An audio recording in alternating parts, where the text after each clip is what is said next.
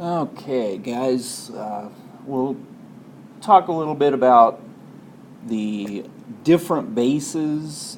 We've worked with base e.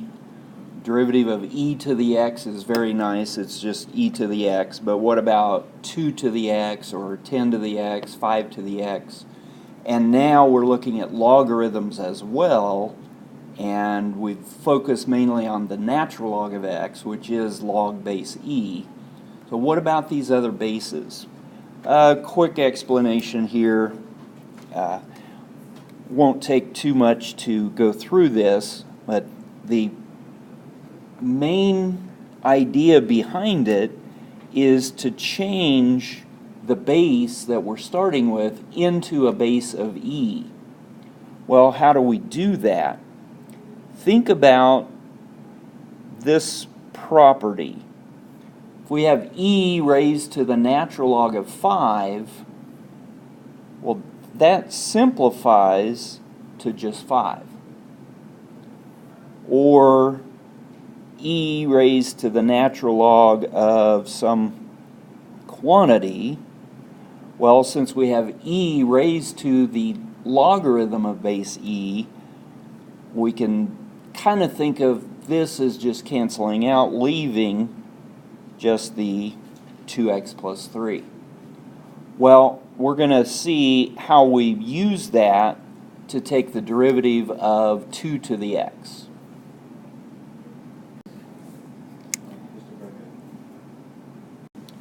So we want to take 2 to the x and change it into e raised to something.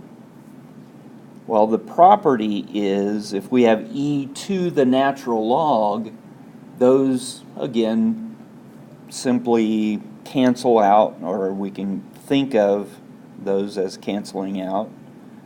But this time, instead of going from the e to the power, simplifying it down, we start with the simplified form and change it into this form. And now we can use logarithm properties to rewrite this even further. Since we have x as the exponent inside the logarithm, we can pull that x out in front, and we change e to that power into e to the x times natural log of 2. Or you may want to think about it as the natural log of 2 times x. Natural log of 2 is a constant. It's a value. That value happens to be about 0.6931, but it's no different than a value of 3 or 10. It's a coefficient of x in this exponent. Now, if we take the derivative then, back to the original, take the derivative of 2 to the x, well, we're going to take the derivative in the form of e to the natural log of 2 times the x. We've shown that represents exactly the same as 2 to the x. And then through our chain rule and through taking the derivative of e to a power, well, the derivative of e to a power is simply e to that power times the derivative of that power. Now I'll write that out a little more detail here, times the derivative of that power. Well, that power is simply a number times x, so the derivative of a number times x is what? That number. Derivative of x is 1, so we're left with the coefficient. So overall, we'll have the derivative equal to this times the natural log of 2, okay, coming from the derivative of our exponent. And then instead of leaving the answer in this form, what did we say e to the natural log of 2 times x was? Well, that's the same thing as 2 to the x. So we can convert that back to 2 to the x and then times the natural log of 2.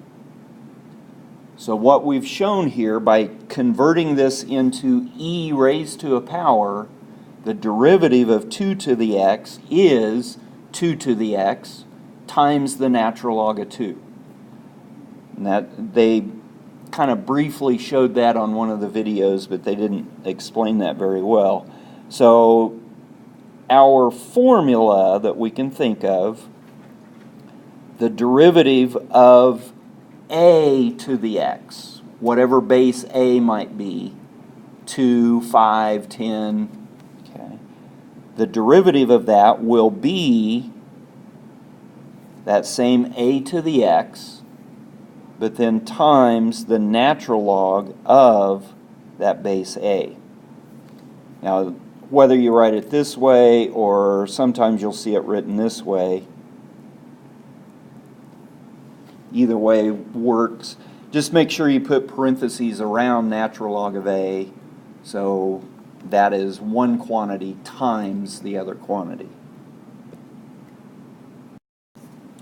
Now, today we have logarithms and derivatives there, but again, the videos weren't real clear on how do we treat log of a different base than e. Natural log of x, which, written in kind of the long form, means the log of x base e. Well, we were shown that is simply 1 over x. Okay. But log of x base 5, well, to be able to find the derivative of it, we've got to use what's called the change of base formula, and we can change any logarithm from one base into another base by taking the log, and we'll go ahead and choose the natural log, the log of the inside divided by the log of the base. So log x base 5 can be rewritten as the natural log of x divided by the natural log of 5. Or, for our purposes, we may want to look at it as the fraction 1 over the natural log of 5 times the natural log of x. Now, 1 over the natural log of 5 is just a constant. Again, very much like 1/2 or 1/3. It just looks uglier. So when we take the derivative,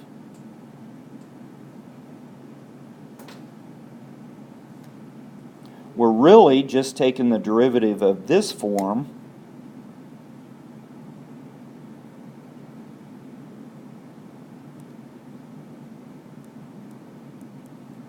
which would be, well, the coefficient,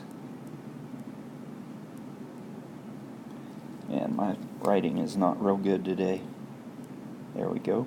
The coefficient times the derivative of natural log of x, which is just 1 over x. So the derivative of log x base 5 is going to be 1 over natural log of 5 times x. Or in general, the log of x with any base a, whether a is 5 or 2 or 10, that's simply going to be 1 over the natural log of a times 1 over x.